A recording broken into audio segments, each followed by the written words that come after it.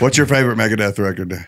That's tough, David. How many years? Do you know how many years I spelt it wrong? By the way, DEA. Which, by the way, in our contract was always a $500 fine if you spelled it wrong. Really? Yeah. I'd have been screwed. I wrote it on notebooks. Good thing wrong. we met you now. Right.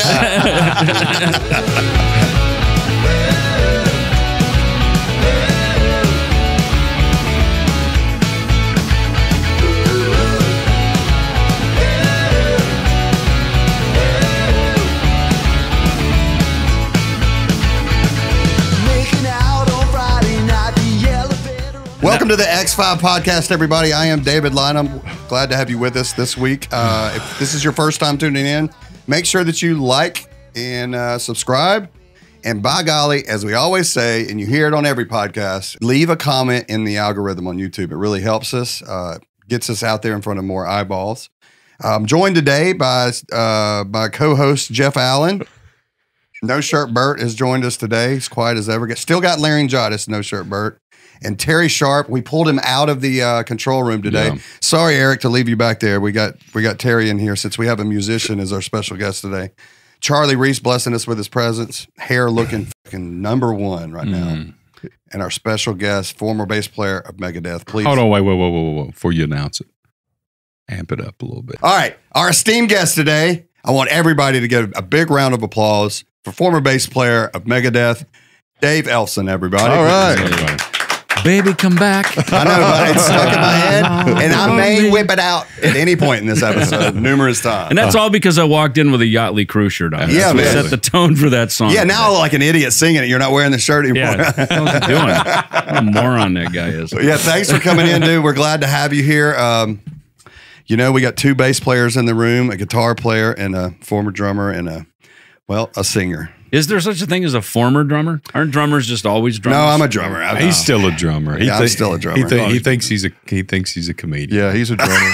he's like a 7-year-old that wants to be an astronaut for like a year. He wears the same astronaut suit. That's David with comedy. Jeff Bezos wanted to be an astronaut too. And yeah. What does he know? He owns like a store. Yeah, that guy's dumb. There's an endless line of musicians that want to be comedians and comedians that want to be musicians. I think it's more comedians want to be musicians, though. We're still trying to figure out. Too. We're still trying to figure out if David's a shittier drummer or a shittier comedian. No, I'll tell you this: David's a fantastic, killer drummer. Honestly, I give credit. Well, you'll just have to take his word for it. Yeah, that's why they put the rhythm section over on this side, because we're at war with the guitar players and the singers over there. That's how it always goes. Yeah, I'm not a musician. I just hang out with them. You know, that's what they say about drums. Exactly. I've heard all the drumming jokes. Of course. Anybody have any new drumming jokes for us? I think same old ones. No, I don't think so. Well, you know the one. How do you know it's a drummer knocking on the door? It's out of time because it speeds up toward the end. Hey, no kidding. I had a lady die at one of our shows, and it's like the 4th podcast in a row you talked about that. Oh no, that's true. That's pretty serious. Well, yeah. I just wanted to know it's weighing on my heart heavily. She's passed away. It was like what, 7 years ago? Yeah, no, it was more than that. But yeah, all my drumming friends are like, I hear your meter finally got a hold of somebody last night. Really did them in 100%. Hey, well, there's one, and I don't know if it's a bass player joke or if it's a drummer joke. What was it? Did you hear the one about the drummer who locked his keys in the car? No, I didn't hear that one. Tell me more. He's playing the audience. Yeah, right. Yeah, right. And then I think the punchline is something like it took him an hour to get the bass player out. Yeah. Which I think that's a diss on a bass player because he's so stupid the keys were in the car. Yeah. That's misdirection. Right. You're going to make fun of the drummer. But yeah. It's really... So there you go. I threw one back at myself. There you go. Let me ask you this. Let me ask this question to you. Did you always aspire to be a bass player, or did you start with guitar first? I did. I always aspired to be a bass player. Yeah. And part of it is that awesome Gene Simmons apron that we had when we were cooking up the steaks earlier. Yeah. Really, Bachman Turner Overdrive is the reason I'm here. The Not Fragile album. I think I was about 10 years old. Yeah, probably because that came out in 1974. So I grew up. This where we are here is not as this is my home foreign turf. No, I grew up in the cornfields of Minnesota, right? So very rural, same thing. So I'd get picked up. My brother and I would get picked up on the farm, and we'd do about an hour drive into school, right? And And so one year we had a bus driver. It was actually the pastor of my church. It was his son. He had long hair. He was cool. His name was Dwight. He was just cool. And he had listened to WLS AM out of Chicago. And AM, of course, would reach over to Jackson, Minnesota, which was about an 8-hour drive away, right? And then, and so we would hear BTO, the new Foreigner album, you know, Feels Like the First Time, and all this kind of stuff. Kiss, Shout It Out Loud, Styx, you know, all the stuff, right? And especially Ballroom Blitz by Sweet. When I heard that, I went, I no longer want to be a fireman or a doctor or whatever. Yeah. Boyhood dreams are, right? It's like, I want to do that. That freaking sounds cool, you know? Yeah. So for me, that was the whole thing. In fact, you know, I've thought about it because I remember in 1975, Queen Night at the Opera came out. And I remember my mom bought my brother Queen, Dreamboat Annie, and bought me Queen A Night at the Opera. And I liked Queen. You know, I didn't always love them. In fact, probably one of my favorite, I like the songs, quite honestly, that Roger Taylor wrote, like Sheer Heart Attack and a lot of that kind of stuff I thought was good. Even Radio Gaga, I liked a lot of the songs he wrote were very, very cool. But it's funny, for me, I think Sweet was more my band. If I had to compare between Queen and Sweet, you know, I thought Sweet just brought the goods because they were a more rowdy hard rock band that had funny lyrics and cool songs. And so that was probably really Sweet, and then right into BTO, you know? The Not Fragile record, especially because it had a gatefold. You open it up and there's Randy with his Strat. There's Fred Turner with his 4001 black Rickenbacker. Yep. You would hear songs on the AM radio and fall in love with them. And then when you got a cassette tape, you'd be like, wow, this high fidelity shit right here. This sounds great compared to like AM radio. Yeah, until it melted in the, you know, the dash. Actually, I was a little before that. I was an 8-track kid, right? Because 8-track. On the farm, right? So we had John Deere tractors, and we'd always hired hands to work. And there was a vocational school in town, and they did like electric motor winding or whatever that was that they did there. But we'd hire a lot of them to work on the farm. And I remember this one year, Gary was his name. He had also the 8-track of Bachman Turner Overdrive, Not Fragile. So, I mean, I was just getting it from all sides. The school bus, my buddy had a copy of it. And then, you know, so I would want to just go ride in the tractor just so I could hear cool tunes with like the farmhands who were hip and cool, and, you know. I wonder when they started mixing songs. Like, they sometimes mix songs now just for radio. They give a special mix to radio and then a special mix to, because of, I guess, the EQ and the compression they use. It's mixed at different hertz too. Yeah. Sure is. I wonder when they started doing that. Well, and iTunes, right? I mean, now we were talking about Jay Rustin earlier, right? Who... Yeah, he's great. Has probably worked with all of us at some point, but he worked with me and Frank Bello when we did Altitudes and Attitude, because he does all the Anthrax stuff. And he was one that, I remember he said he had to do all these mixes, you know, for fucking Amazon and Walmart and iTunes and whatever, Target, whatever. Oh, how many different mixes did you have to make for one song? That's for sure, iTunes, right? It was this other mix that they have. In fact, I just bought, I was over in Europe, and I was just going through iTunes, and there was a Bryan Adams iTunes Essentials. And I bought it.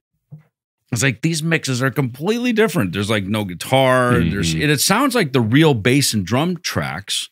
I don't think he recut them, but I'm like, what is wrong with it? It's like you recut the vocals or something. And it's, when you're Summer 69, there's a spirit to the mix. You know what I mean? Yeah. And it just goes to show how important the mix is.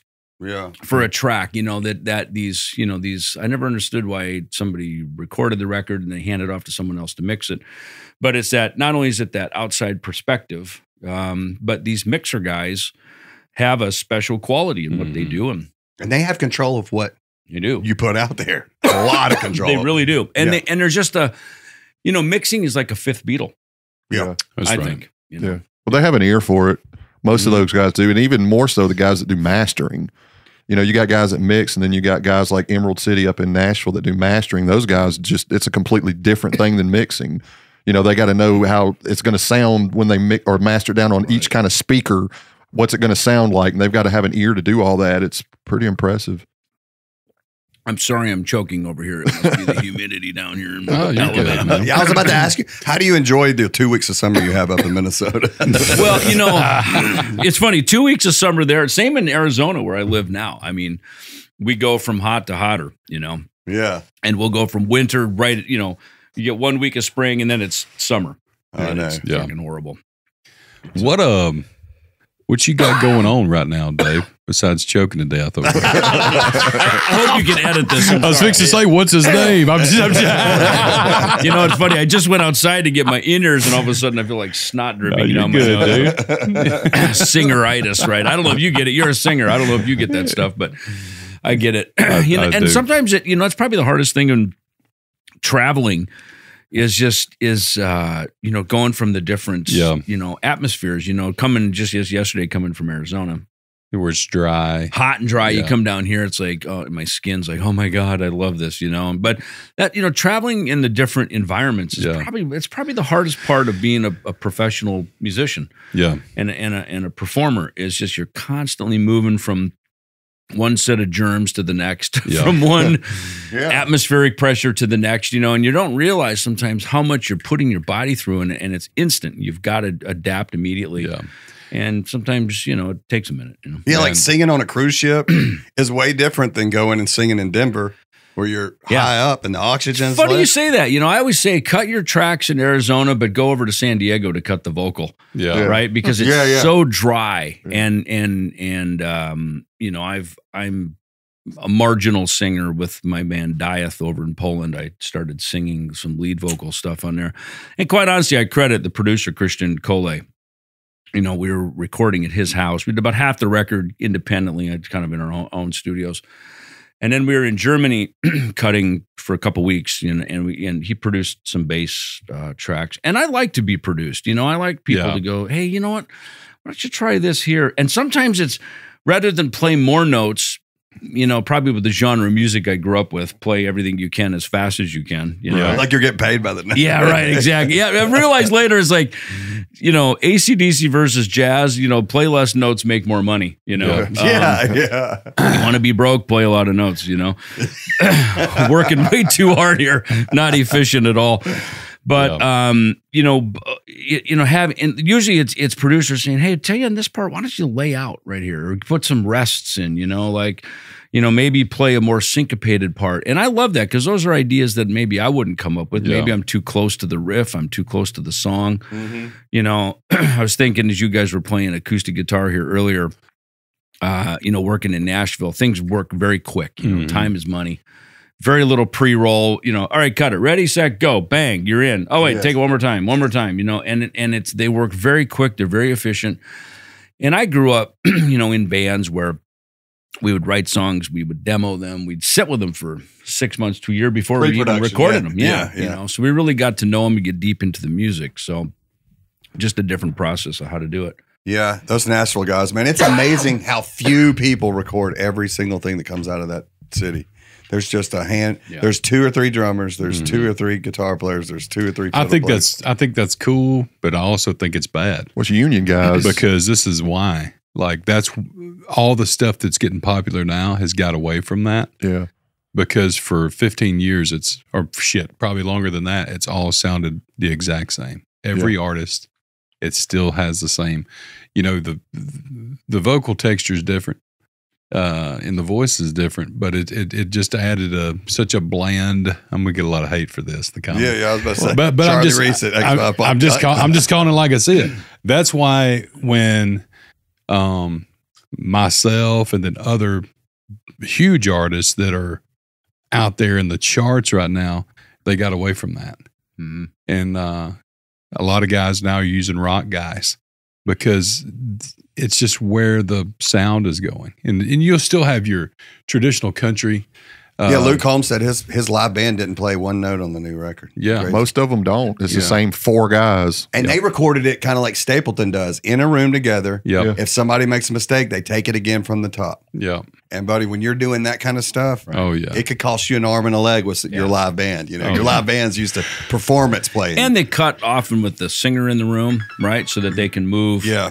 They can change keys quickly, which is why they use the number system, right? Yeah. So if they need to move, try to a different key. Boy, that was fun. The Nashville number system. Oh yeah. And it's not that hard once you learn it because it's all based on just, the tonic essentially. Me dumb drummer, it's hard for me. Yeah. Me dumb drummer, me not dumb reading drummer. music. All right, time for the drums to change key. Yeah, right. Yeah. And go. There you go. I feel like you're trying to talk over my head there. Now keep it dumb for me, all right? I'm still sitting next to you. Dumb it down, dumb it down. David, we need you to play this song in A. Yeah. Or D Yeah, but minor. it's funny. The Terry is still so butthurt. So let me tell you, Brett Scallions was in here. I told you I was going to tell you the story. I was going to say Yeah, the please podcast. bring it up. It'll be good. Brett Scallions was in here, last week? Yeah. Last week, yeah. And great guy. He was the singer for Fuel, the face of Fuel, and everything. And we're all in here just hanging out after the pod, and we're just jamming tunes. We're just hanging out, just having some bro time. And Terry's amazing, amazing guitar player. He's been playing, for 62 years, something like that? 70. So been playing a long time. And so Terry's over there playing a Fuel song. I'm not going to say the name. And me and Brett are singing it. And so after it's over, Brett walks over there and goes, "Oh, that was cool, man." He goes, and he grabs the guitar and goes, "Now let me show you how to play that correctly." I thought, I seen the blood come out of Terry's face. And he was just shaking. I thought he says to go to throwing blows. And he's still butthurt about it. We've been busting his chops about it for 2 weeks. Yeah, we're gonna have fun next week when he's back. Yeah. We got to. I'm totally gonna say something. See, in this group of people, Without you a can't doubt. show weakness. No, if you not at all. If No. you have a lazy eye, and this group sees it or hears about it or find out you're insecure about something, it's like chumming the water up. Or you play the wrong note on a song that somebody sang for 25 years. And also play guitar Right in for front of 25 them. years. Right. Yeah, Right in front of them. And then to go, I don't think that's right, buddy. Yeah, to tell the artist, I think you're playing it wrong, man. It's funny because up at Berkeley College, right? I've gone up there a few times. And my friend Steve Bailey, great 6-string fretless player, right? Wow, So he heads up the bass department, and they actually have a Megadeth ensemble up there. Oh, wow. And it's like a semester course to they break down all the Megadeth songs and they play them. And so Megadeth was playing there. I think it was right as Dystopia came out in 2016. And he said, "Hey, do you want to bring, the guys over?" So, and Dave and I, he knows Steve as well. So we went over there and we're sitting there like judges, in American Idol, and they're playing, playing the songs. And I jumped up and jammed a little bit with it. I'm going, shit, I better fucking play the part right here. Now, not only am I in an esteemed college, but the band's watching me play. I was like, what was I thinking doing this? You know what I mean? Like, you're playing the part wrong, dude. You didn't downpick that part. Because that was a big part of the bass curriculum is down picking. Like, how does David Ellefson play the part? A lot of it's this critical down picking stuff, So I'm like, I just walked right into a gunfight on this one. But they let me off the hook. It was good. But it was cool because afterwards, Kiko was going over Marty Friedman's solo in Tornado of Souls. And Victor Wooten was there because Victor and Steve Bailey are good friends. And Victor was blown away that Kiko had all this musical knowledge, that was going through all the different chord changes. Because, in just like in jazz, heavy metal riffs, the key can change within the riff. Right. Just like in Autumn Leaves, page 1 of, the real book, right? You study all this theory inside of that song, changes keys, the different harmony, everything that's involved in it. And so Victor was just blown away that Kiko knew all this. And the funny thing with Kiko is as soon as we'd get done, we'd be writing and recording all day. He does another 8 hours of writing his jazz album. Jesus. Oh, wow. That's dude. insane. When is enough? It's I'm ready to go see John Wick or something. You're making us look bad. Off my brain, and he's in writing another album for himself of jazz, which is all very heady but it just the passion, of course, and the knowledge. So you talk about the number system, and once I took some lessons before Megadeth started recording in Nashville back in '97, I guess, with '96 with Dan Huff, and it was the same thing. I wanted to know the number system. I wanted to learn it. And once I learned it, you kind of learn it learning Autumn Leaves. It's you go through the every note has a number to it, right? That way, when you have to move the key, the singer F sharp's not good. Let's move it up to G sharp. You move it up a whole step. It's the same notes. It's just you move it up. And call out numbers insteod of letters. Yeah. I was wondering what year you learned that in. 97, you said? Around Pretty much, yeah. Because I wanted to go, all the great bass players are in Nashville. I mean, there was Glenn Worf, Michael Rhodes, who has since passed, all the Mike Brignardello. So I was like, man, I'm walking right into Hotshotville. And I really want to have them. And not that I was playing country, but, I wanted to have my, and plus I just wanted to learn some new stuff and be inspired and going down there working with Dan Huff, who was, the #1 session guy, played on, like I said, I'd go down the top country songs. You got played on that one, played on that one, played on that one. So he was one of those guys that got first call, Yeah. So I didn't want to necessarily impress him. I just didn't want to be under the gun and be caught not knowing something that maybe I should know, What's your guilty pleasure? Like you've obviously been a heavy metal bass player, but what is your like guilty pleasure of stuff that you did, stuff you listen to in the car and you never admit that you listen to? You turn it down. ABBA. That's a lot of people's. ABBA. It is. It's hardly even guilty now. They're so popular now, right? Yeah. I mean, that's one. Yacht rock. I mean, I think I love it.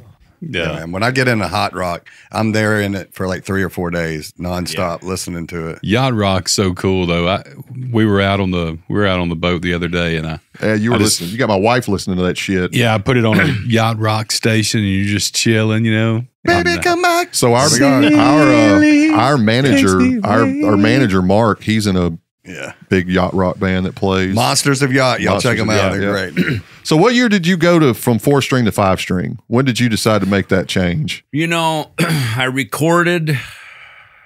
It was because of the Rust in Peace album, because of the song Hangar 18, which is in D. Yep. And the bass, of course, goes to E. So I dropped. I was ahead of Alice in Chains in my drop tuning, by a year. And so I basically just did a drop tuning, cut the front half of it, tuned it up, and then cut the back half of the song. But then I went, oh shit, I'm going on tour. I'm going to have to play this song. Yeah. And I didn't want to do the hip shot drop tuning thing.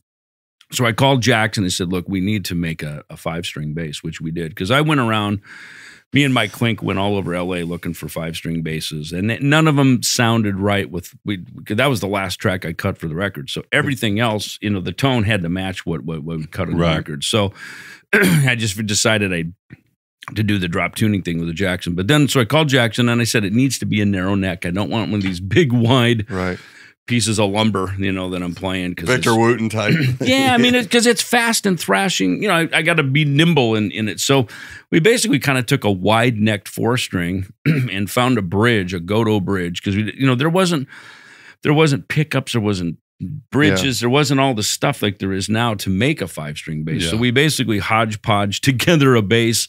And we just reissued it, the 30th anniversary Rust in Peace bass. We had reissued it a couple years ago, and and now of course EMG makes a proper 5-string pickups. Back then, I think we just took a 4-string and just split it out because it was like a P bass, like a split pickup. So we just kind of widened it out a little bit as far as we could. And I played that bass through that whole tour. I recorded the Countdown to Extinction record with that. And then on Countdown, I started to get more comfortable with it. But I was just tuning the low B string. I was tuning it up to a D.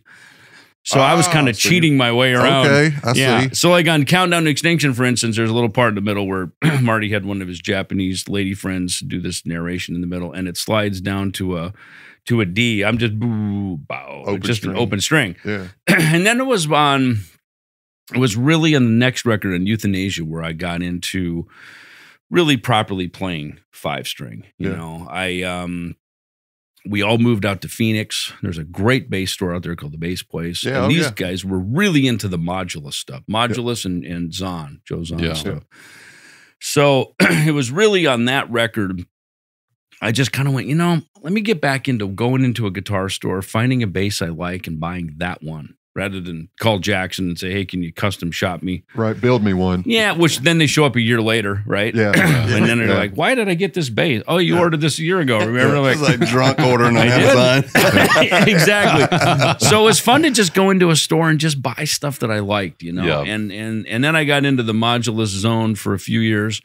And they're great because they're a 35-inch, that graphite neck. Yeah. Oh, just, I mean, I remember one time we had played, I think it was in 98. It was probably in the Cryptic Writings tour. We had finished a tour in Buenos Aires where it was summer, flew through Miami up to do a Christmas radio show for WRIF up in Detroit. And literally it's like the week before Christmas, right? Yep. And Dee Snider had kind of come back from, he'd, been just twisted, had been sort of dormant for a few years. So Dee was the host, and I pulled that bass out of the case, and it was perfectly in tune. Yeah. From the farthest south southern hemisphere to the great white north of Detroit. And I mean, and it just, that to me, that's a sales pitch for that. Totally. That to me spoke to the strength of the neck, that composite, graphite. When the neck doesn't move, the thing just stays in tune. Yeah, it doesn't expand or anything like that. It was so cool, man. So, but I had a problem with them because then I guess must have been right around that time or the next summer or something. We went out on Ozfest 98 and the neck started to bow a little bit. And it was just before then they started putting truss rods in them, which helped, But I remember, when a neck bows this way, you just press a little harder. When it bows backwards, you're screwed. There's nothing you can do. It's unusable. I had to send it back, and I think they had to rebake the necks in the oven and somehow. Is that what they do, really? Yeah, I think they pull the frets out, they rebake them, and then they put the frets back in, and they had to do a whole process with it. So, but yeah, those basses were great. I still have a couple of them, and they're great for me. Recording metal when I go in the studio, I mean, I just play. It's like I have a P bass, the same thing. I want a certain gig, plug that thing into the board. It's just dead on. I've always been a Stingray guy.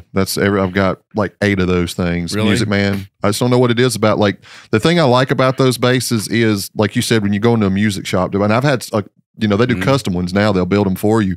But it's the one bass that you can walk into any music store and pick it up, and they all feel and sound exactly the same, no matter which one you're playing. I will agree, and I love the Music Man.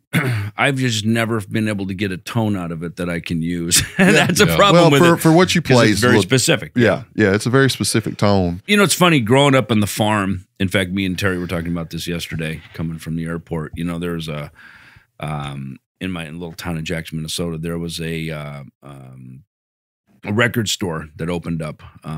Guy played in a country band, so he opened a record store, and he had Music Man right when it first came out. Yeah. And I was such a fan. I loved the way they look. I'd play that Music Man every day. I loved it. It was like $200 more than I could ever afford, And but I did buy a Music Man amp, 212, because it had that reflex cabinet, and then I think the 130 HD head was a 100-watt tube head, which was, again. I could never quite afford an SVT, right? Which was probably a blessing in disguise because all my heroes used a Fender P bass into a Ampeg. Yep. And I could never quite afford it, and or at least I couldn't con my dad into buying it for me, right? That's probably more of the real story. But as a result, I'd always have to find and make other things. I'd use like JBL single 15 scoop PA cabinets. I'd use that kind of stuff, right? Okay.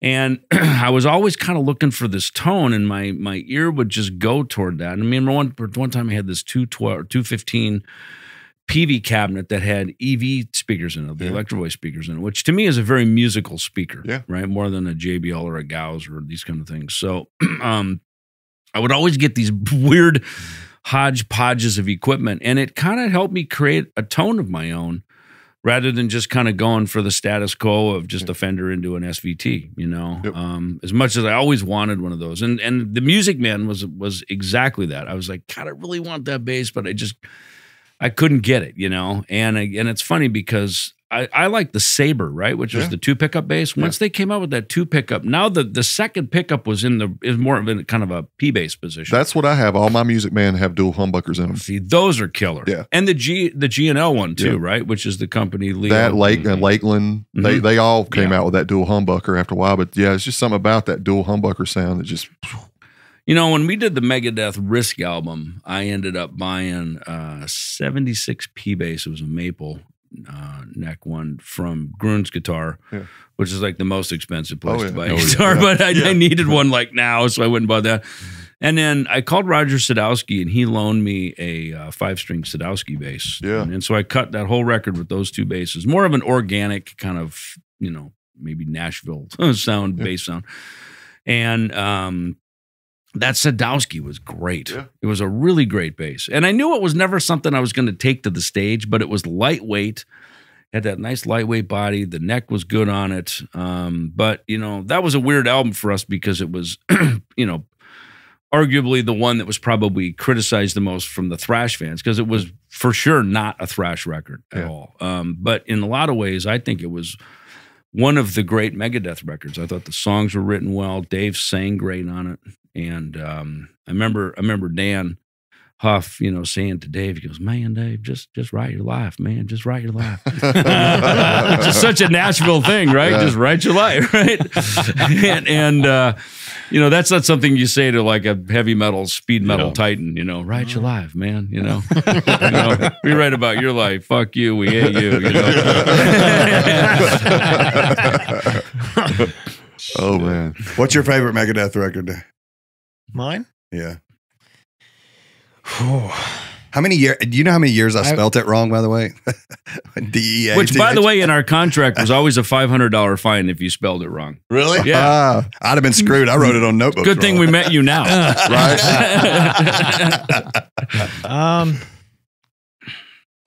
That's tough, David.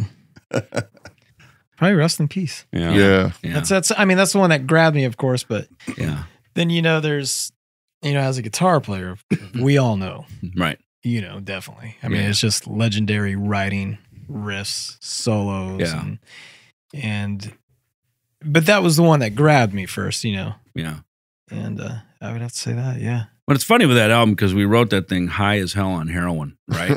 Which is not a very speed metal thing to do, right? And then don't you need to preface that by saying don't do heroin? No, I didn't say that. I wrote a great album. That's what's funny. That's what's so fucked up about heroin is like you're like you definitely shouldn't do it, but god dang, where would music be without it? You know? Hey, this isn't some public service podcast. Yeah, it's not. We're musicians. This is the shit we do, right? How can we get the best art? I'll try some heroin. All right. You know, the funny thing is about that is if you walked up to me on the farm and said, "Hey, you want to do some heroin?" I'd be like, God, no. You know, that's how Sid Vicious, you know, all my heroes die from this shit, right? But then you're in Hollywood a few years later, you've been drinking, smoking, snorting, doing what we do. And somebody walks up and says, "You want to try some, you know, here, try some of this." It's usually try some of this, you do it, then you go, "By the way, what was that?" "It was heroin." "Oh, all right. I get okay. Well, you know, I felt like I came 30 times. I remember someone did that to me one time. Here, take this. And I took it. I was like, "What was that?" "Oh, that's ecstasy." I was like, "Oh, this would be an interesting night." You know? Yeah. I was going to take a nap, but that's out. Good thing this bass will hide this boner throughout the show. I've never done ecstasy, not a day in my life. Yeah. You're not missing anything. Really? Not nowadays, probably not. But back then, it's probably some good shit. Well, look, you know, I've been sober since 1990, right? So I got sober about a month before we recorded Rest in Peace, which is why we could play fast, right? Yeah. We weren't on heroin. So we like checked all the tempos up, and so we wrote it high, recorded it sober, and that's why it that's cool. That's like a different way. You never hear people doing it that way. And I've had people say, "Can you guys just go get high again and write the next album?" And you don't understand. It's the getting on and off. It's the getting sober part that's the hard part. You know what I mean? It's not to go back to your old ways, but but you know, I think that's what makes it connect is, you know, whatever you know, headspace we were in when we were writing it, we were just experimenting and going off, and there were no rules and there were no boundaries. Where did you record that? On a farm? No, we recorded that. Mike Klink, who did the Guns N' Roses records, he was the producer on that. So that was at it was at the Captain and Tennille studio of all things out in Canoga Park. It'll come to me as we're talking. I forgot what it is. I don't think it's there anymore, but we cut that there. He did, I think, Appetite for Destruction there. Mm-hmm. And in fact, I remember seeing Michael Landau, who was like kind of a contemporary to Dan Huff. He was in there cutting in another studio. It was a pretty busy place, but we cut all the drums in the main room. I was out there with Nick Menza, you know, kind of vibing one-on-one with him. And we cut it all to 2-inch tape. And so Mike Klink had us take 3 takes of every section because everything was in sections because there's tempo changes all over the place, right? So every time there's a tempo change, we'd write a click for it. Me and Nick would take 3 takes. We'd move on to the next section. Like the song 5 Magic, we called it, the master of 5 tempos, because it was literally like 5 tempos in that song. So we'd cut all the parts. And then Mike just said, he goes, okay, get out of here for a week. I need a week to edit this together. And he literally had every piece of tape labeled. I mean, they were hanging across all around. That's what I was about to ask you. Have you seen that done in person when they literally used to cut tape and put it together? You've seen that done? It's unbelievable. That's how that Rust in Peace record was. It was all chopped up like that and cut into pieces. And that's so crazy. It was masterful. These guys. It's an art. I mean, Mike had kind of grown up working for Ron Nevison, who did a lot of pop records. You did UFO records, stuff like that. So, but he knew, it's that thing where you sort of scrub the reels, you make the white mark, you scrub it again, and then you because there's always a record head and a playback head, so they kind of they find the spot and then they take it and there's a little cutting block right there on the Studer, for instance. No shit, that's so cool, razor the thing, and cut the pieces out, or you're splicing it together, put the tape on it and nudge it a little bit. It's like it's off, like by a millisecond, or they'd slice another little chunk of the tape out, or they'd add a little slice of tape. I mean, what we do now in Pro Tools, which is, for people that aren't in the recording business, Pro Tools works just basically like a word processor. It's cut and paste, and you can repeat sentences, or you can cut pieces. Or you can sync everything. It's way different. Quantize it. So are there still a ton of guys that can do that old fashioned cut tape around? I think, look, if you didn't grow up doing that, no, there is not. I mean, I think, it's just like guys, like the old school guys who adapted into Pro Tools and the modern, digital audio workstations that we have, DAWs as we call them. They had to get hip to kind of the computer generation, but I brought Johnny K in, who had done Disturbed and Mustaine and this kind of stuff. He came in to do a couple Megadeth records. He did the 13 and the Supercollider records. And I was asking him about his history. And he said, look, I was just a guy at a Tangent mixer. I'd have bands like Disturbed, whoever, they'd come over to my basement studio. We'd record. When they didn't have shipping money. And he just said, he goes, I really feel like a lot of today, it's guys are mostly computer geeks who make music rather than the art of like knowing where to place the microphone and doing there's a whole art to that whole thing, and multiple miking. In fact, when we cut the bass and drums in the last Megadeth record at I forgot the studio up in Nashville, but bless you, there was so many microphones. I mean, I don't know, there must have been, I counted it, and I think there was at least 45 microphones on the drum kit, between just the ones that were on the kit, plus all the distant up in the corner. Wow. All the room mics. What's so out crazy, in the hallway. What's so crazy about that, though, is a lot of these studios now, they do that and then they replace them.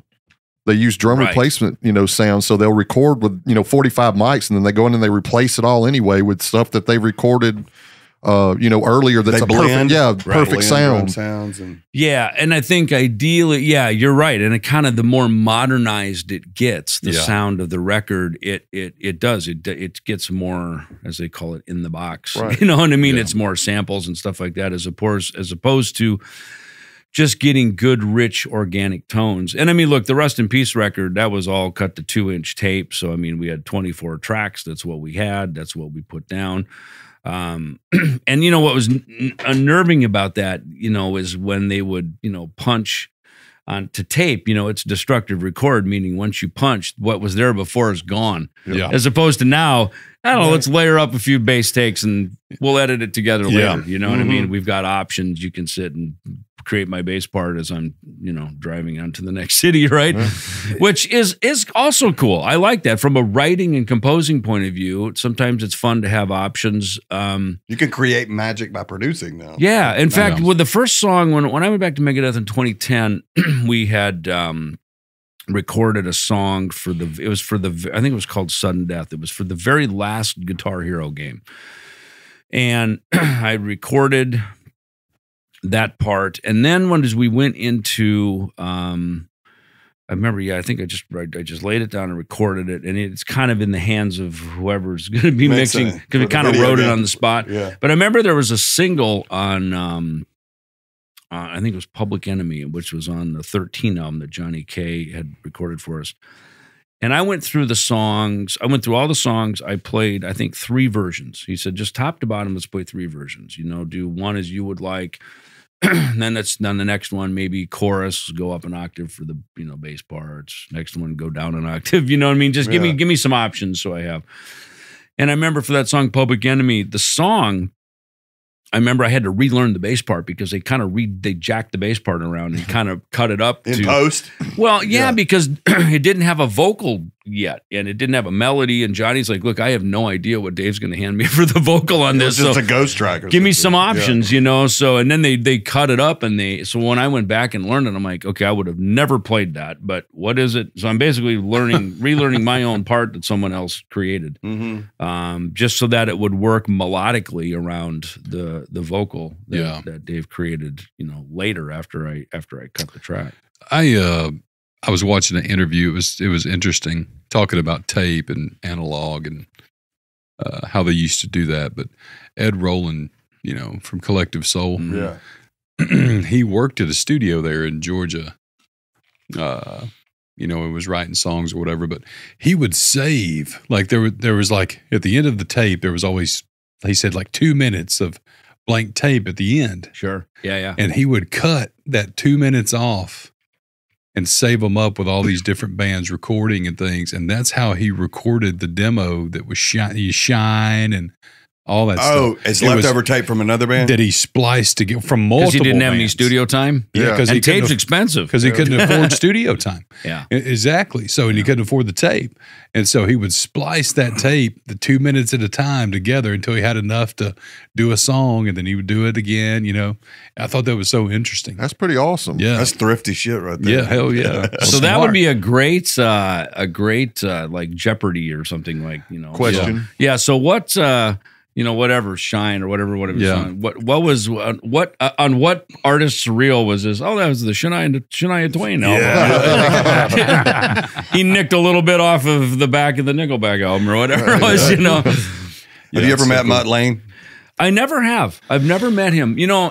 2 people that Not many people have, I don't think. No. He's a bit of a hermit as far as, I think he just lives in the studio, which is where his world is great. But, I've had a few, Elliot Easton from the Cars, he and I did a rock and roll fantasy camp tour. What a great band, the Cars. Oh my God. Jesus. And Elliot, remember when those first couple records came out? Candy-O is my favorite Cars record. There's a guilty pleasure. Candy-O, right? Yes. I love the Cars. Okay, so when he would hit these tapping things, which of course, Eddie had just come out, was doing that. 78 or whatever, and here's Elliot's doing the same thing. And he would just do these quick little 10 to 15 second bursts of these rad solos, kind of like what Neil Giraldo did with Pat Benatar. Yeah. Right, these great songs, and then all of a sudden it's just explosive, killer freaking guitar work would come out. Right, so those 2 guys in particular, I really liked.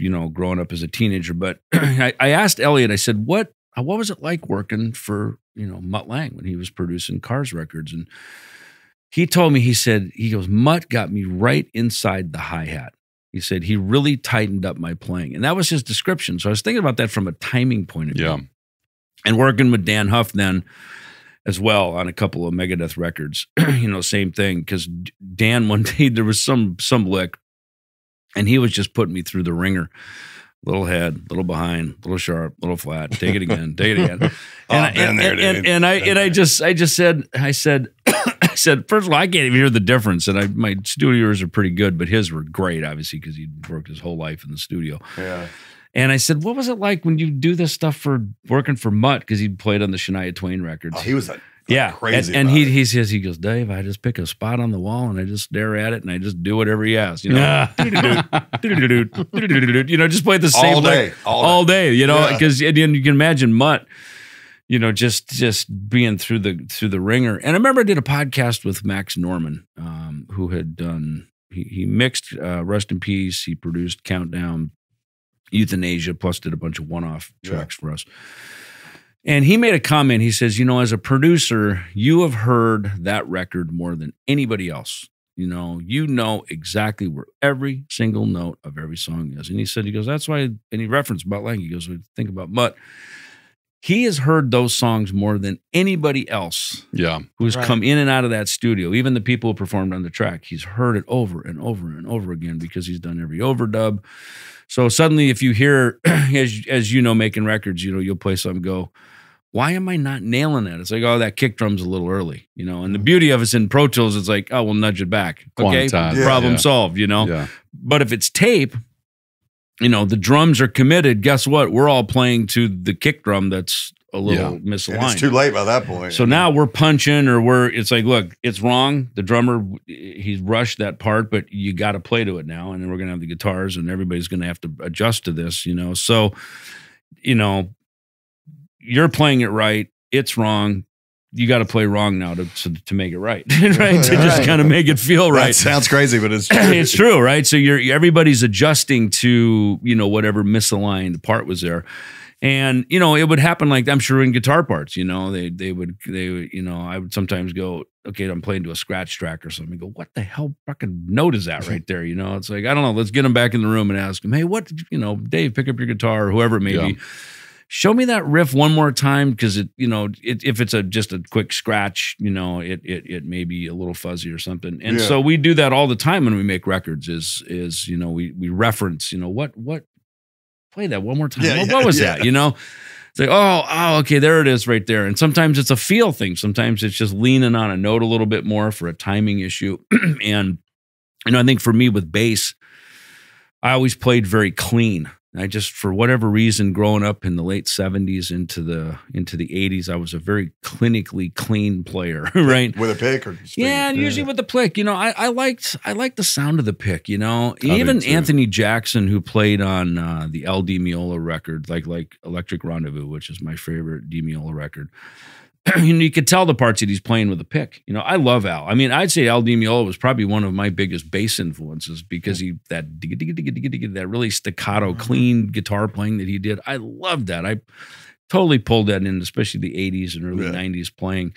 And Anthony, I love his bass playing, and it was very tight, and it was real clean. And Steve Harris, of course, Iron Maiden, had a very clean tone, very precise. I loved Ian Hill from Judas Priest, always had a very clean tone. And as guitars got dirtier and more high octane and more gained out, I found that something had to be clean as you could hear the note, and kind of, so to me, the bass, I just kind of assumed that role, that the bass would be very clean. Growing up in Minnesota, my dad would always let us rehearse in the sheds on the farm, and so he helped me buy PA systems and stuff, because, a gigging band in the Midwest, you had to have your own lights, your sound, your roadies. Still do. Well, that's the thing. You go to, I went to LA in '83. I'm like, you fuckers got it easy here. So you walk into the Whiskey, they got sound and lights. Yeah, full production. It's like, you guys got it easy. We had to have all this stuff. They got backline at the Whiskey, don't they? Totally. Yeah, you can like plug in, it's like that in a lot of places. You say, oh, we got an SVT, we got some Marshalls, whatever. So, but growing up, I was the guy that was buying PA. So I'm learning all about frequency sounds and crossover points, and, buying mixing consoles and all this stuff. So I started to really understand frequencies and, total harmonic distortion and all these sort of feedback loops and all that. These sort of audiophile kind of, thinking. And so for me, clean low end was always very important. In fact, I remember setting up, plugging into my PA, just going, this sounds awesome. It was this wall of sound. But the problem with really super clean bass like that, when you're sort of bi-amping and tri-amping it, is then as soon as the guitars and the drums and the other musicians walk in the room, your bass just vanishes. Yeah. In fact, I was talking to Mike Brignardello up in Nashville, I think when we were cutting Cryptic Writings, because he was in Giant with Dan Huff. And we were talking about that, and he mentioned that too. He goes, I find, because I was asking him what he cuts records in Nashville with, and he said, mostly Fenders and the Sadowskis a little bit, and some of the fan fret stuff was starting to come out at that point. But he said, he goes, I find that when I play with active electronics, when I record with it, he goes, it sounds good when I record it, but then as the track starts to come together with all the other instruments, the bass just vanishes. It gets very transparent. I was like, God, that is a perfect description of exactly the challenges that I had, that you get this really nice bass on. In fact, after a while I do today too, I cut bass after all the other instruments are done. I'll cut bass last. In fact, I just did it on a song right before I came out here.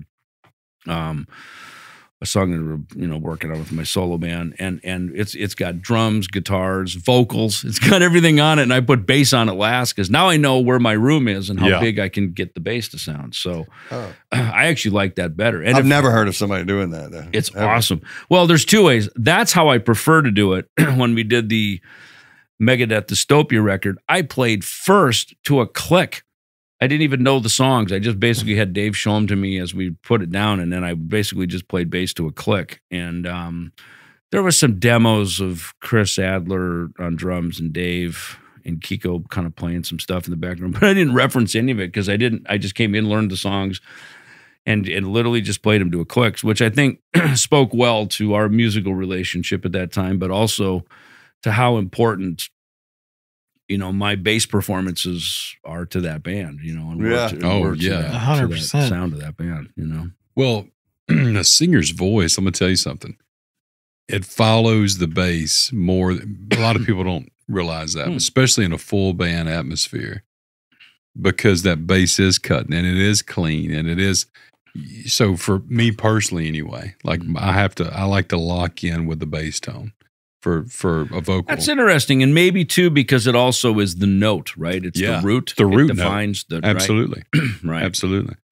But you take that out of the mix and you're trying to sing to two distorted guitars. It's I've noticed that in rehearsals with you. It's like if Mark's bass isn't loud enough for you, you're like, hey man, he's kind of like my pitch pipe. I need him. Yep. 100%. 100%. The bass is the girth, the foundation. Excuse me, it'd be the drums, but go ahead. But, and then the guitar is color, and all that stuff. So I totally understand what you're saying. Yeah. Well, I think working with Dan Huff, he talked about that, having this frequency map. And maybe it was his engineer, Jeff Balding, talked about that. They sort of have this frequency map. And it was surprising how everybody in Nashville, if you're on the session, you can obviously play, you can mix, you're not, like we talked about earlier, there's only a handful of people that make all the records, and there's a reason they're extremely, gifted, participants. And it's funny with, how, Nashville's a very clean town as well, right? The sound that comes out of there is very clean. It's very polished.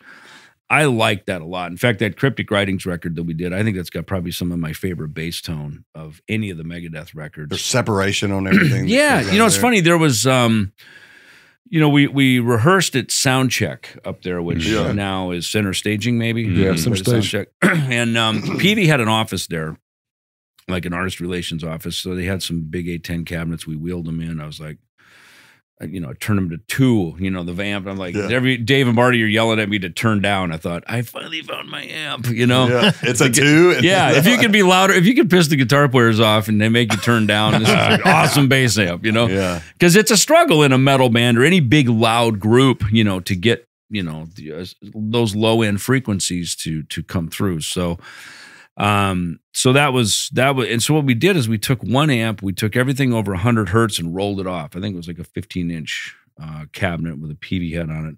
Right. Then we had another one, kind of an SVT. There's like an 810 cabinet of theirs that was a full range. And then I played through one of Marty's crate 100-watt guitar amps with some, little bit of grunge and distortion on it. Yeah. And and then plus a DI. So we had, all these different options for mixing. And it really got this nice low end. And then they had there too one of those DBX, like an octaver, right? That would go the octave lower. And those things are tricky because they don't track very well. And you can't play very fast with them because they have to catch up to what you're playing. You know what I mean? They get a little warbly down there. But they found that one really worked well. And that's why, like on Trust, for instance, the opening track, it had this nice warm when the band came in. I did this kind of U2 chord thing in the beginning, and then once the band kicked in fact, the mixing, you talk about the mixing was so great. It sounded like pyro was going off, like right. It's like Kiss, like every Kiss song is like written for pyro, like Rock City, right? You ever had any close calls with pyro? I never have, in fact, it's funny. I don't think my time in Megadeth we ever used pyro. I think Dave did it on a couple tours that I wasn't playing with him. Right. I love it though. I mean, I just saw some Rammstein shows, and I mean that is like the best thing ever. Yeah. You know, to me, the Rammstein show and U2 at the Sphere, those are like the greatest things on the planet. I agree. U2 is my favorite band. Right? Did you see the Sphere? Did I didn't. No, just online. I would have loved to. I've not in person, but yeah, video. It was unbelievable. You saw it in person. I love U2. I'm a fan of theirs anyway. And in fact, I cop a lot of Adam Clayton bass lines, right? I love just playing on one string, just punk rock. That, you know, instead of playing it up on the second fret, you just take it to the 12th fret because it just sounds more Sid Vicious, you know? That's great. You've referenced two bands, and I want to know this because we asked this of a lot of our guests, and it's got the same answer every time. Better band, U2 or the Cars? Better band. Let's put you on the spot because everybody has the exact same answer, and it's crazy because let him answer. Yeah, let me. Well, I'm curious what these answers are. We'll tell you after your answer. Well, here's the thing. There's no wrong or right answer. Right, there's not. I love the Cars records, but I never saw them live because they'd never tour. And in fact, Elliot Easton told me that. That was one of their laments, is that the band would never tour. I loved their records.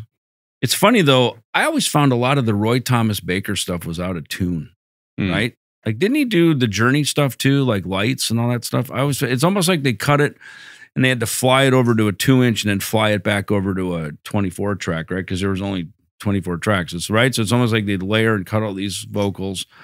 Even We Will Rock You, right? When the guitar comes in, did no one notice that's out of tune? Yeah, absolutely. The fuck, who's making this record? It's There's like a lot of Jane's Addiction has a lot of out of tune shit. Yeah, too. and again, maybe for some people it's cool and it's vibey. I always thought with We Will Rock You is just kind of like, did no one catch that? I mean, in that Max Norman thing, he's heard the song more than anybody else, right?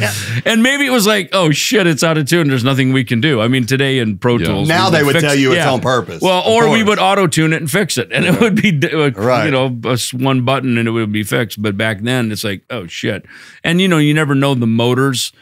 You know, I always kind of thought too, like Killing Is My Business. I'll go back and I'll listen to it, and even within the record, the songs are in different. Like it's almost like the tape moved a little bit, or it stretched in the vault. Over you got better ears than me, years. man. I never heard that shit. Yeah, I hear it all the time. Well, plus, you know, if I'm playing something, I'm like, why is my bass out of tune? It was just in tune on the last song, you know, and I'll go, oh God, it's like it got a little warbly. Yeah, you know, that happens. Maybe it sat too close to the magnet over in the corner, and it's. I've never heard Journey shit being out of tune. Yeah, well, listen to like, ooh, anytime that you want me, right? Isn't that's off the first record Steve Perry did, right? And is that Roy Thomas Baker that produced that?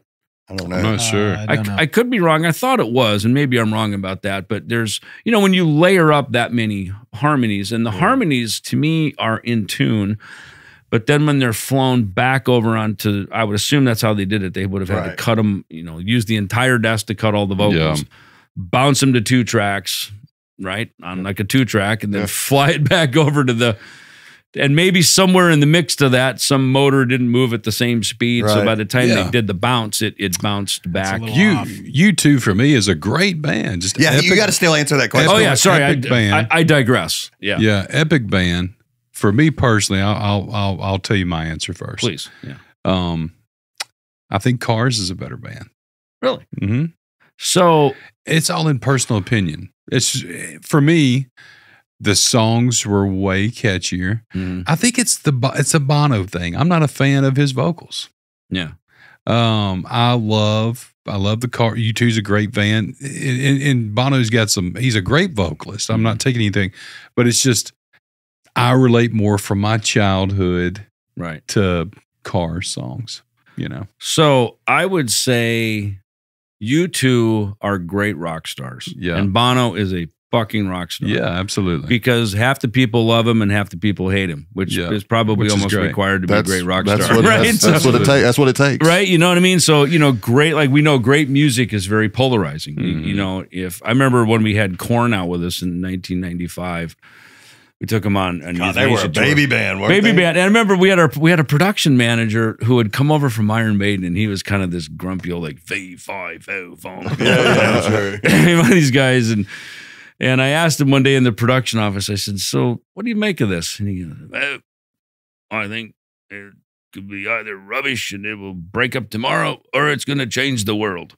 Oh, what a safe bet. And the way he said it was kind of like it's either all in or it's all out. Yeah. And of course, it changed the world. I mean, they became the next big thing after, kind of Metallica or whatever. In the 90s, they were unchallengeable. They still do numbers today too. Yeah. And I mean, they just created a sound, and it was something that's, I remember, being at some picnic or something, and there was, a younger generation, and they were singing Jonathan Davis lyrics. And I went, that's going to be a thing. And that was right after we'd finished the tour with them. And then they were I'm just trying to picture you on a damn picnic. Well, yeah, it happens once in a while. Yeah. And these kids, they're over there, they're going, are you ready? Right. And I was going, that's, it may be in our day, do you know where you are? You're in the jungle, baby. It's like you knew Guns N' Roses was going to be a thing, So whatever it was, right? When you hear people referencing something as part of pop culture, you're like, that's a thing, know. So, okay, back to this answer from a half hour. I was wondering we're gonna put you on the fucking spot. I'm pretty good at taking the background. Drum roll. If you think you're getting out of here without answering this question, I got next for you. No. So here's what I would say. Yep. I love Cars records, but I think U2, they're freaking international rock stars, man. They are. The first time I saw them was on Joshua Tree, which is that's my U2 record. Yeah, I love it, and that's the first record I ever bought. Really? A CD. Really? No kidding. Joshua Tree, yes. So I remember seeing them. They played like 3 nights in L.A. downtown at the Coliseum, and but what was funny is you'd relate as a drummer. So Larry, the whole night was just a kick drum. Because every song was through, whether it's Streets Have No Name, Southern Found I'm Looking For, Bad, whatever the song was, it was all the kind of this one tempo kick. Right? This kick drum throughout the entire, like 3 hours of this, right? Yeah. But I mean, it was great. It was, it was. Do you know how rare you are? Because I'm one of you. I think I like U2 better. Now, I love the Cars. I'd take a bullet for the Cars. U2 is one of my favorite. 99% of every single person you ask that. Mm-hmm. And it's crazy because U2 definitely bigger numbers. Mm-hmm. But 90% of people will say the Cars. Every person. 90% of the musicians that we come in here say Cars. Well, no. You can ask people too. I mean, just music fans. Well, look, I brought it up even before this topic was on the table about Elliot Easton's thing, and look, I love Ben Orr. Ben Orr had the coolest haircut ever and played the Music Man. I wanted to be Ben Orr. I remember at one point, when I was, high school, everybody coming out of Minneapolis, around where I lived, was all skinny tie, new wave. Capizios, parachute pants, right? They're doing all, and they were all like doing that deal. And I'm like, all right, I guess that's the thing. And even though it wasn't my jam, I liked the look of it. I thought it was cool, right? It was a polarizing look towards something. And, the skinny tie bands, that were coming around. But, I don't know. I guess for me, look, when I started playing in church a little bit, right, which was right after the Risk album, right? I the worship leader at home at my church, and my kids were real young, so my family started going to this modern church, right? And I realized most every song in there, if it weren't for U2, there would be no modern church music, right? Right. Because it was they took a page out of the playbook. Chris Tomlin, all this stuff. It's all like it's U2. Where the Streets Have No Name. It's like it's the Edge with the echo, that ambient echo, with the delay thing, right? Yeah. The whole genre and thank God U2 aren't litigious, because like everybody ripped them off, right? And but a friend of mine, when I was working at Peavey, he said he was English, and he goes, U2 are really like, their songs are like a bunch of hymns, really, aren't they? And I thought, that's an interesting thought. And of course, he's British and they're Irish, so there's a thing about that culture. And I was thinking about that. It was like, I started looking at it going, as like hymns, almost like these cultural themes, right? And I think because they were from over there, and that whole Sunday Bloody Sunday, and my only real experience with it, I remember on So Far So Good So What, we went over and we played in Dublin, and then we went up to Belfast, and they were like two separate countries, even though they're both Ireland, they were the North and the South were two very separate things between the Protestants and the Catholics. And there was machine guns and border checks, and I mean, it was hardcore. And from that experience up in Belfast is where we came home and Dave wrote the song Holy Wars, was about that experience. So all of a sudden it was like, oh, that's what U2 singing about, you know, like this is a real thing. Like they grew up with this stuff. And so I think that's why he's so philanthropic. You know, we in America obviously have different cultural experiences, you know. There's the South versus the North versus the West Coast versus Seattle. You know what I mean? We have our own sort of cultural differences. You know, the Northeast, you know, punk rock, the Ramones and Blondie from, you know, back in the day in New York. East Coast, West Coast. Totally, right? There's just this whole thing. Seattle, like, what the hell is Seattle? And it was his own movement, you know? Do you remember that time when we fell in love? No. When different time. Yeah, we'll get to that later. You remember when we've talked with this with some other guests, but when grunge really started to get a little attention, and then all of a sudden it just kind of like exploded. Yeah, you know, with Soundgarden, Pearl Jam, Nirvana. Sure. Do you remember that time? That whole passing the baton from like, you know, back in the 80s stuff, you know, 80s hair bands and things like that to where you seen the market completely change. Oh, dude, I was there. I lived it. In fact, you know, so I lived in LA, right? Yeah. Coming off Rust in Peace, we're this is in 1991. We're starting to write Countdown to Extinction. And I remember driving down the freeway and KNAC was the big rock station. Right? And I remember hearing, is it a song called Breed? From the I was like, that is fucking badass. What a great song. And then it turns out it's Nirvana. And I liked Nirvana. I thought they were cool. I loved their sound. I totally got it. And it was basically illegal for a metal guy to say you like Nirvana. I mean, you could be, you know, basically crucified and shot, you know, disbanded, execution style if you said that. So you was not allowed for any of us to say that. Because in a lot of ways, look, they changed, you know, it went from, you know, hairband stuff right over to Seattle, especially you know, Image took a 180. Well, and with MTV and media outlets and stuff. And I guess we got caught a little bit in it when we put out the Euthanasia record. You know, we had our first single, Train of Consequences, was well received. To Le Monde was not. And then they just basically turned the channel, you know. Of course, Metallica cut their hair. They started, you know, altering their sound a little bit, mostly their image.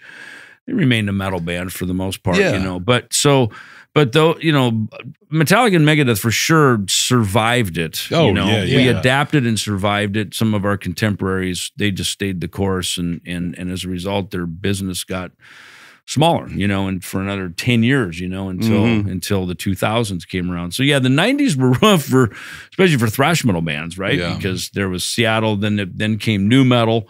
You know, the Korn, Cold Chamber, the stuff, and then Limp Bizkit. Limp Bizkit. Dude, I remember doing fucking Ozfest 98, and this was the moment for me, right? So you talk about the Seattle moment, and but for me, the moment was Ozfest 98. So our showtime is usually 6 p.m. every night, and headliners obviously was Ozzy, then it was Tool, then Megadeth, and then right before us was Limp Bizkit, and I forgot who else before us, you know, but it was definitely the tides were turning. And so, you know, Limp Bizkit is up there, you know, flushing Spice Girls down their big toilet that they had as their stage prop. You know, everybody's got baggy clothes, and they're kind of doing, you know, kind of the Korn. They're doing, you know, body language moved. It changed, right? Big time, right? Kind of more gangster, hip hop kind of thing. And then we come out in our skinny jeans and we're headbanging, and, you know, it's like, this just feels very weird. Like we're sandwiched between. Are we sharing fans? Yeah, really? Limp Bizkit and Tool. And I remember, you know, me and Marty Friedman, we'd go out and watch Tool. I loved them. I thought they were great. It was mesmerizing. To me, they were like the modern day Rush 2112 kind of vibe. Yes. It was very non-mainstream, kind of almost Pink Floyd-ish. I just thought I was mesmerized by just how freaking cool it was, you know? And, you know, so I got it. I've always adapted to new stuff that was coming out, you know? So I thought it was really cool. And then, of course, Ozzy would come out. But it was just this weird cultural shift that was happening, you know, during that time. So, you know, it's I think going back to the grunge thing, you know, the band that we can all agree on, I think anybody, but especially metalheads and guitar player kind of bands, was Alice in Chains. Alice in Chains. They're just cool no matter what, you know. They sort of won everyone over. That's my band right there. Right? Whereas, you know, Soundgarden,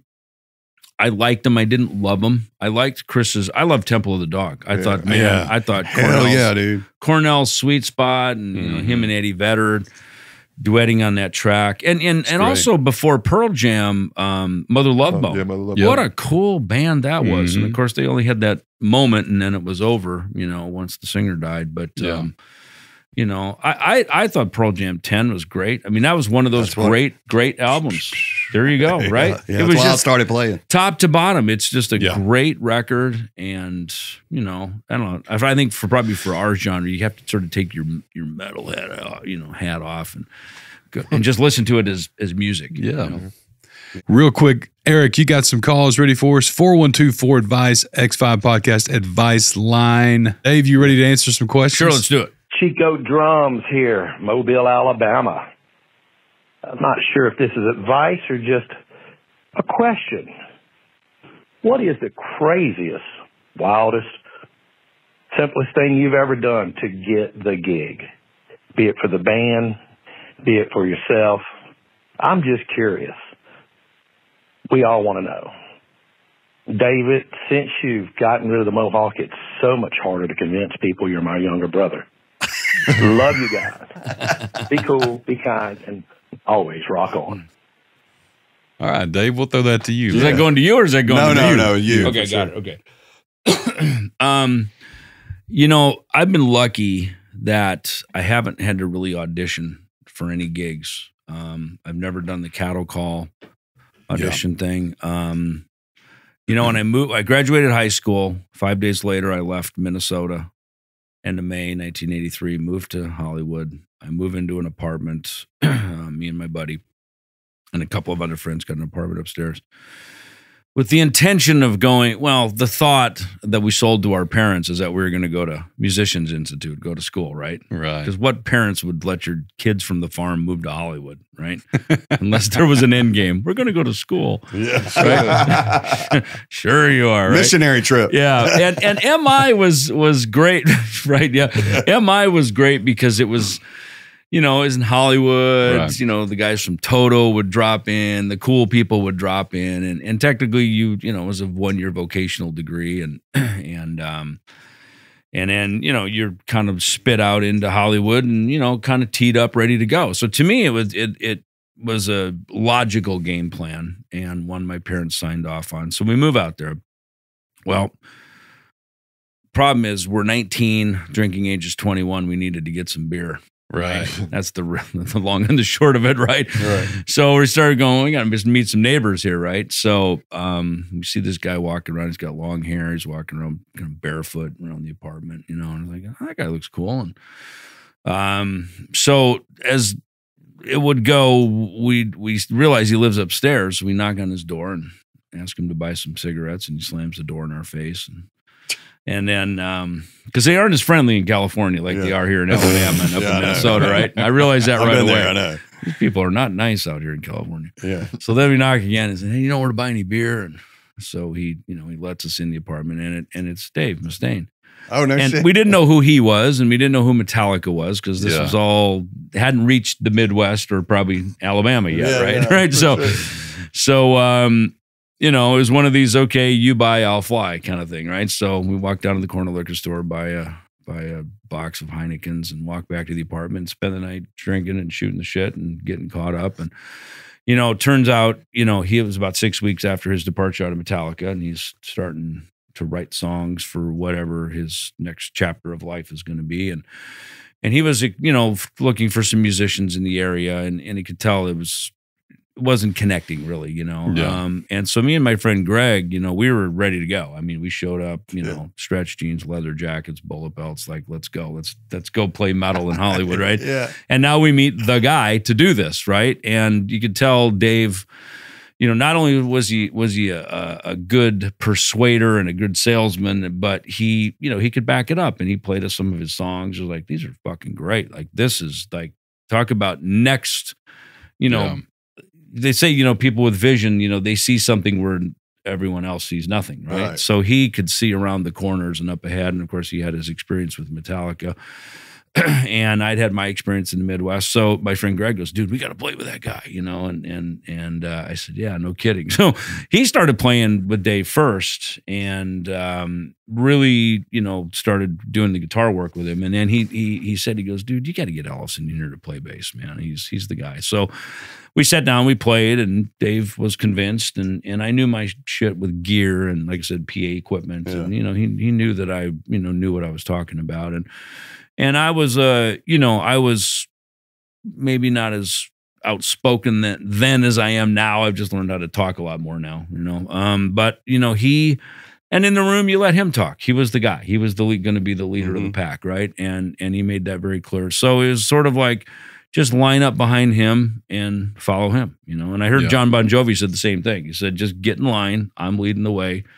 We're going to the top and just follow along, Yeah. And so some bands have leaders, some are democratic. Ours had a leader, So that was the path that we did. And 40 years later, here we are, So for me, again, a long answer to a short question, moving to Hollywood, that's a big jump though. It is. And I mean, here's I think the lesson for it is, you go thinking, okay, plan A, well, we'll probably go to school. We'll see how this plans out at least.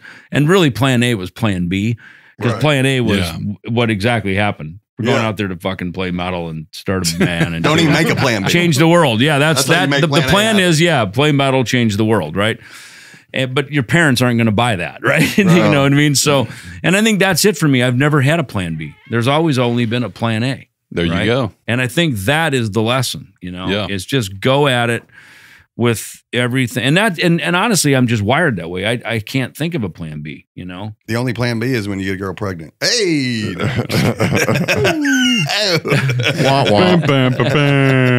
So I do that car off the cliff thing, Eric. Yeah. Eric, make sure you kept the general lead just completely falling off a cliff right there. All right. We got time for one more question. Eric, get us one more. Hey, this question is for Dave. It's Smokey Jones. Man, I run a band out of Atlanta. We've been touring for a while, and I just want to know, how do you keep a good bass player? How do you find a good, normal, good bass player who would just stick around and not be weird or annoying?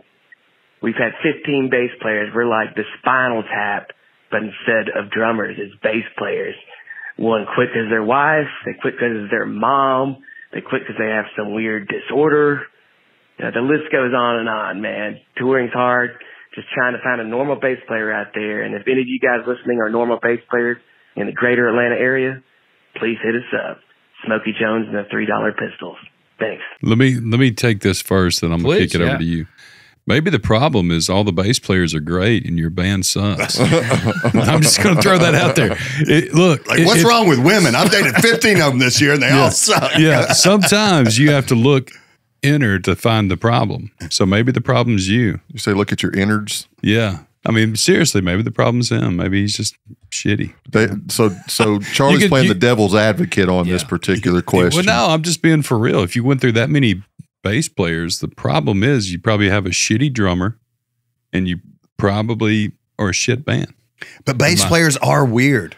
Or just talk about it. I was going to say there's a very normal bass player sitting right over here. He's got a bunch of Music Man basses. Damn right. I'd say there's a good one. Yeah. And the other He's the weirdest of all of them. Don't even get me started on this guy. I was going to say, how do you find a normal bass player? I'm like, aren't all bass players normal? I mean, they don't get it. The rest of them don't get it. Inside of my head and heart, I'm like the most normal one in the room, always, right? Absolutely. But apparently, maybe that's not so agreed upon by everybody else.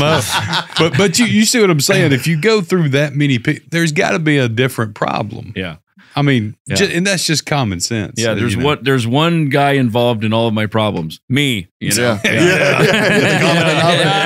I'll say this about this though, being a musician, sometimes it just like there's that one person that's in that band that just runs everybody off. Yeah. There's just like that one person that's like a cancer, and you may not realize that you have that person, or you may be that person. Yeah. But there's always that one guy, and me and David have talked about this more than we're probably willing to admit that it's never going to work for you. It's just never going to work for you because there's something wrong in your head. And I hate to say it, but if it's the bass player that ain't hanging around, that's a fucking problem. Right. I mean, not to be a dick, but I mean, come on. Usually the bass player is like the most malleable guy in the band. Right? I think of the Huey Lewis video. He's got his sunglasses, his doesn't say a word. He's like, how do you piss this guy off, right? Put up with anything. Well, you're talking about, we were just talking about Victor Wooten. I mean, who's cooler? I mean, who's cooler than that guy? I mean, bass players, man. Yeah. You got a problem in your band, dude. Well, Fix or it. you live in a strange county where there's something in the water and it affects bass players in a very weird way. I don't know. Dude, tell us what you got going on. We're going to wrap up. Sure. Tell us where everybody can go find you, your new projects, solo stuff, anything you got going on. Yeah, I mean, look, davidellefson.com is kind of the headquarters for all of it, the Facebook and all that stuff as well. You know, look, I got Kings of Thrash, which is me and Jeff Young, who was in Megadeth with me back in 87, 88. So we've got Kings of Thrash. So we go out and we just do early 80s stuff, cool. Megadeth stuff. You know, we venture out a little bit into some of the influences of the new wave, you know, some of the new wave of British heavy metal stuff that influences us. That sounds fun. It's very fun. So we're starting a tour here this week with that, and then we're going to go to Australia end of July. We've got the Anarchy in the UK tour coming up, which will be like a full proper UK tour. And more of that. And then I have another group out of Gdansk, Poland called Dieth that it features. What part of Poland's that out of? So it's in the very north, up on the Baltic Sea, basically, right? Next stop over is, we got a little slice of Russia to the right, because they're over there keeping an eye on everybody. Yeah. And then it's Estonia behind that. But right over the water is Sweden, basically, right? Yeah, so it's way, you know, when Germany had it, it was called Danzig. And that's where World War II started, essentially. So as I go through Gdansk, man, I got this thing where I take photos now of manhole covers. Oh, wow. Because they usually have the name of the city and when it was established. And I just That's go, cool. fuck, the shoes and the boots that have walked over these streets, man. No shit. As I'm going to Starbucks to be all yuppie, Typical cool bass American. player. Yeah, typical American guy. I'm thinking, man, the history that's happened here. Fucking bass player. Fucking bass players. Going to Starbucks drinking motherfucking bass players. So we got some dates with KK's Priest, our friend KK Downing from Judas Priest. So his new band, so we're doing some of that. And so filling in for some things, you know, here and there. Staying busy, dude. Staying busy. Grinding. Doing bass player things. What's the saying you told me earlier? I love that. So I'm going to put it on a fucking t-shirt. What's that saying you told me? An artist what? Stays. An artist in motion stays in motion. An artist at rest stays at rest. That's the Sir Isaac Newton's law of motion or law of gravity, right? Relativity. Right? Yeah. So you don't, you know, when something's falling, it stays in motion till it hits the ground, right? So that is my attitude. It's sort of like, you know, my dear friend Al Petrelli, who's now the musical director of Trans-Siberian Orchestra, when he was in Megadeth, he told me that too. He goes, "Hey, listen, here's the thing: you just say yes to everything," you know, in his thick, smoky New York accent. You know? But it was great advice. Just say yes. Better to be overbooked than underbooked. Yeah, you know? that's true. And it's funny. As soon as you say yes to one thing, it seems like 5 more things get sucked into the tailwind, and that's how you ended up in this damn studio. That's it. Yeah, exactly. Well, thank you for coming in, Dave. Man, we really enjoyed your stories today. It's been great. And we hope you come back sometime. Please. I'd love it. I love it here. Thank you guys. And I want to thank Billy Morrison and Ralph for hooking this up and getting Dave in here. This was well, you know, there again, right? So Dee Verney from Overkill, dear friend, they've grown up. We're all friends in the thrash metal neighborhood. Yep. They tapped me to fill in down in South America on an Overkill tour back in April. And I'm just wrapping the tour. Billy Morrison hits me.